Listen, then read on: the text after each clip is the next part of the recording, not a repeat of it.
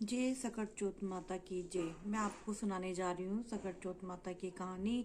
तो आप सब लोग ध्यान से सुन सकते हैं और इसके बाद हम कहेंगे विनायक जी की कहानी। तो अब हम शुरू करते हैं, तो सुन सकते हैं आप सब।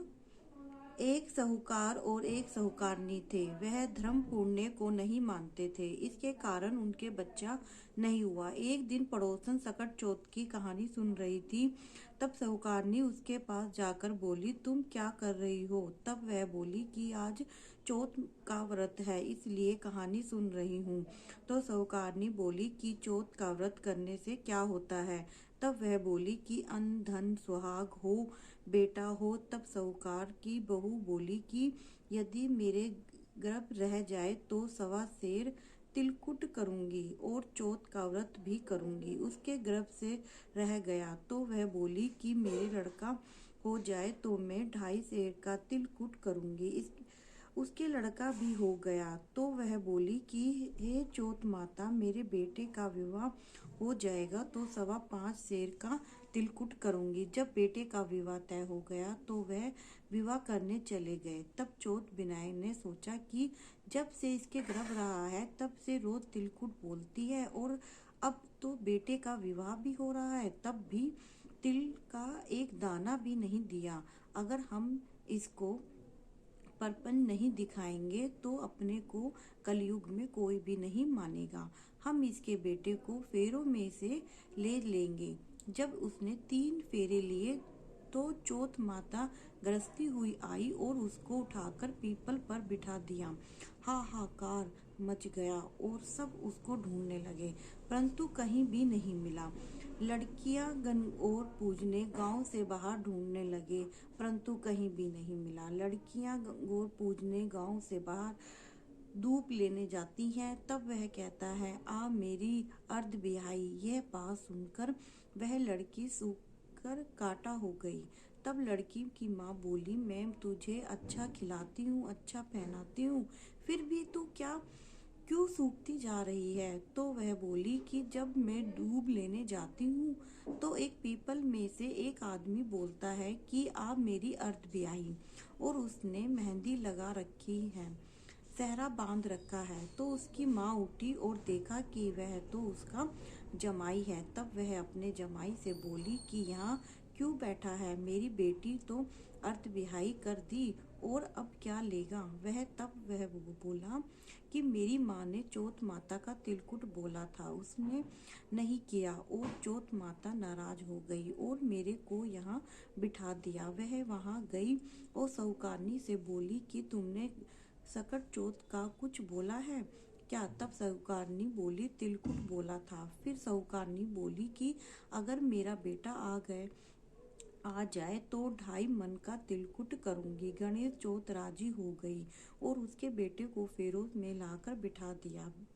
बेटे का विवाह हो गया। तब उन लोगों ने 2.5 मन का तिलकुट कर दिया और बोली कि हे माता, हे चौथ माता, तेरे आशीर्वाद से मेरे बेटे बहू घर आए हैं, जिससे मैं हमेशा तिलकुट करके व्रत करूंगी।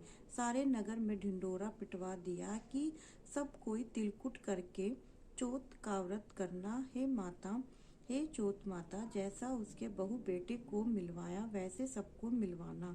कहते सुनते सब परिवार का भला करना। जो चौथ का उद्यापन करे वे विनायक जी की कहानी पढ़े। जय विनायक जी महाराज की जय। अब हम पढ़ेंगे विनायक जी की कहानी। ये थी हमारी चौथ माता की कहानी। तो चलिए, विनायक जी की कहानी बहुत तरीके से दी होती है कहीं, तो आप कोई सी भी विनायक जी की कहानी पढ़ सकते हैं। तो अब हम जय विनायक जी महाराज की जय। एक गांव में 2 माँ बेटी थी। बेटी अपनी माँ से बोली कि गांव से सब लोग गणेश मेला देखने जा रहे हैं, मैं भी मेले में जाऊंगी। माँ बोली कि वहां पर बहुत भीड़ होगी, कहीं गिर पड़ गई तो चोट लगेगी। बेटी ने माँ की बात नहीं मानी तो माँ ने बेटी को 2 लड्डू और घंटी में पानी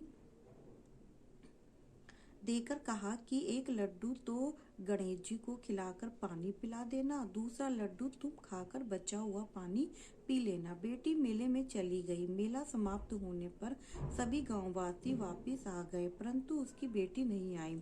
वह गणेश के पास बैठी रही। एक लड्डू पानी गणेश जी तुम्हें और एक लड्डू पानी मुझे। इस तरह कहते हुए पूरी रात बीत गई। गणेश जी ने सोचा कि यदि आज मैं लड्डू खाकर पानी नहीं पीऊंगा तो यह अपने घर नहीं जाएगी।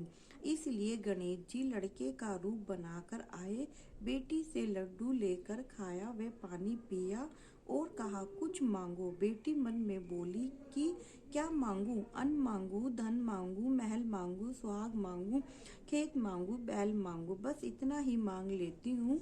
गणेश जी उसके मन की बात जानकर बोले, अब अपने घर जाओ, जो तुमने मन में सोचा है वह सब तुझे मिलेगा। बेटी घर पहुंची तो माँ ने पूछा कि इतनी देर कहाँ हो गई? बेटी ने कहा कि आपके कहे अनुसार मैं गणेश जी को लड्डू खिलाकर पानी पिलाकर आई हूँ, और देखते ही देखते जो कुछ बेटी ने मन में सोचा वह सब कुछ उसके घर में हो गया। हे गणेश जी महाराज, जैसे उन माँ बेटी पर बरसे वैसे ही कहते सुनते हर किसी पर बरसो।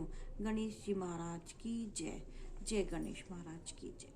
जय विनायक जी महाराज की जय। जय सकरचोट माता की जय। जय हो।